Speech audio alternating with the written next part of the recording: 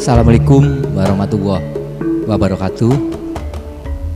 Sugeng dalu rahayu. Pertama, sebagaimana juga tadi disampaikan oleh Pak Soleh, saya mengawali pembicaraan ini dengan mengucapkan minal aidin wal faizin, mohon maaf lahir batin, nyuwun gunging sih samudra pangaksami. Senyampang saat ini masih di dalam bulan Syawal tahun 1443 Hijriah atau tahun 2022 Masehi.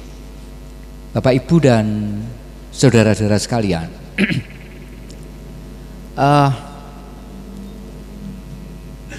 utamanya bagi warga Malang, utamanya bagi warga Jawa Timur, ada satu di antara sejumlah kerajaan yang ada di Jawa yang sangat bertalian erat dengan Malang dan Jawa Timur. Kalau kita menelisik perkembangan sejarah yang ada di Jawa Timur,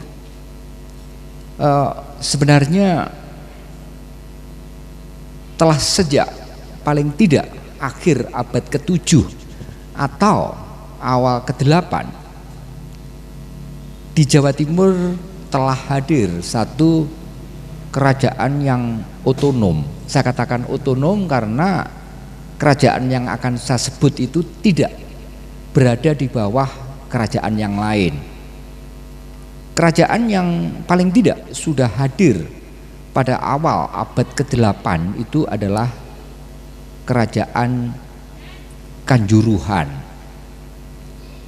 Beruntung kita mendapatkan satu sumber data teks dalam bentuk prasasti yang berangkat tahun, bertarikh 760 Masehi, yang prasasti ini acap disebut dengan prasasti Kanjuruhan atau sebutan lainnya adalah prasasti Dinoyo I.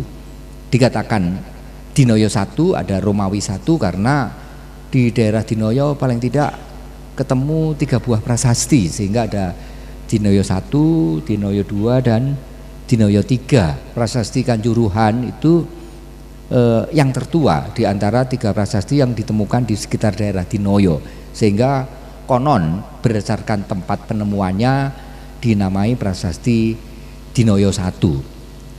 Sebenarnya prasasti itu tidak hanya ditemukan di Dinoyo, yang prasasti yang saya bicarakan ini. Prasasti itu ketika ditemukan pecah 3 buah, ya, pecah 3 buah. Ada pecahan yang pertama itu ditemukan di satu dusun namanya Dusun Kejuron, Pak Soleh. Itu di sebelah selatan Candi Badut. Dulu ada dusun kecil yang sekarang masuk wilayah perumahan Tidar. Yang kedua ditemukan di Merjosari di sebelah utara, hampir berdekatan dengan Dinoyo. Itu pecahan yang kedua. Dan pecahan yang ketiga yang paling besar itu ditemukan di Dinoyo. Yang pertama kali ditemukan itu adalah pecahan yang besar yang ada di Dinoyo. Oleh karena itu sebutan prasasti ini akhirnya prasasti Dinoyo I, ya, prasasti Dinoyo. Nah, sekarang pecahan itu kemudian dirangkai. Oleh karena itu kalau kita lihat prasastinya itu kan kelihatan, oh ini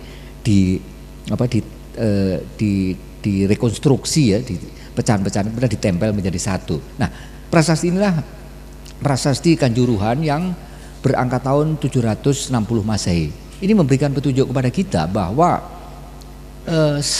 pada pertengahan abad ke-8, di Malang sudah ada sistem sosial budaya yang teratur. Nah, salah satu petanda tentang adanya sistem sosial budaya yang teratur di Malang itu adalah adanya sistem pemerintahan yang berbentuk kerajaan, ya, sistem pemerintahan yang berbentuk kerajaan.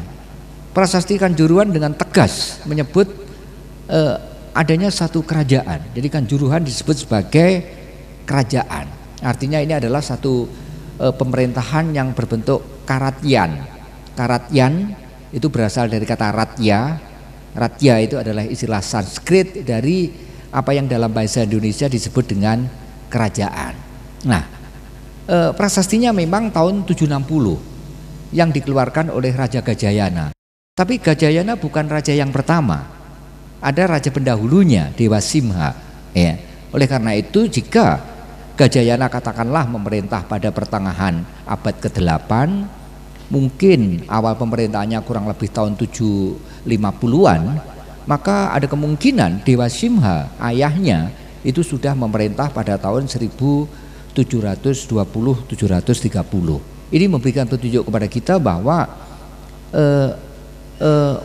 di Jawa Timur, Malang adalah tempat pertama di mana hadir sistem pemerintahan yang berbentuk kerajaan, ya. Oleh karena itu, mengapa kesejarahan Malang itu penting? Karena sistem pemerintahan kerajaan tertua di Jawa Timur itu hadir di Malang.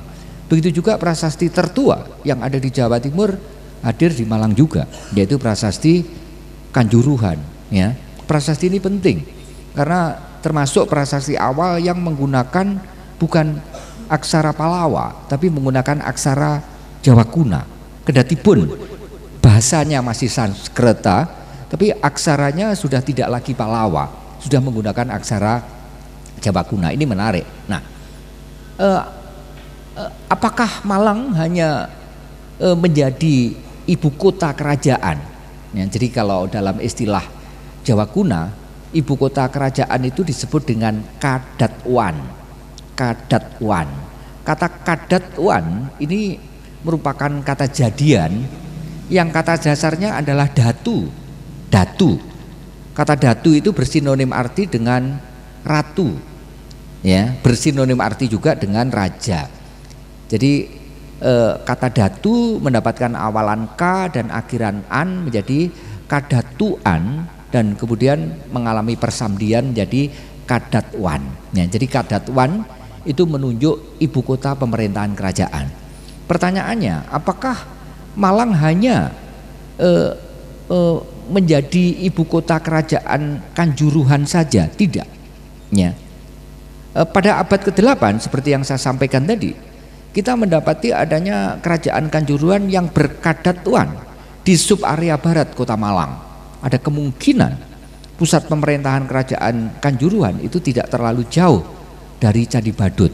Sangat mungkin di sebelah selatan Candi Badut, mengingat sebelum tahun 80-an di sebelah selatan Candi Badut yang konon merupakan area persawahan yang sekarang menjadi perumahan Tidar, di situ terdapat dusun yang bernama Kejuron. Nama Kejuron dengan Kanjuruhan sangat dekat, ya itu. Nah, itu merupakan pusat pemerintahan kerajaan terawal di Malang Raya dan sekaligus di Jawa Timur. Pada das Kalimetro, itu ada di sebelah barat aliran Kalimetro, di lembah sebelah timur Gunung Kawi, ya. Jadi pilihan pada aliran sungai itu menjadi satu kalkulasi ekologis, ya. Sungai Kalimetro yang diposisikan diyakini sebagai sungai suci, begitu juga Gunung Kawi yang juga diposisikan diyakini sebagai gunung suci pula, ya. Gunung suci pula. Nanti saya akan membicarakan berikutnya juga tentang Gunung Kawi. Ini merupakan gunung yang di Malang sangat penting, walaupun tidak tertinggi, ya. Masih ada Semeru, ada Arjuno, ada gunung-gunung lain yang lebih tinggi, tetapi Gunung Kawi ini sangat penting dalam kaitan dengan kesejarahan Malang. Nah, berselang kalau itu abad ke-8, berselang kurang lebih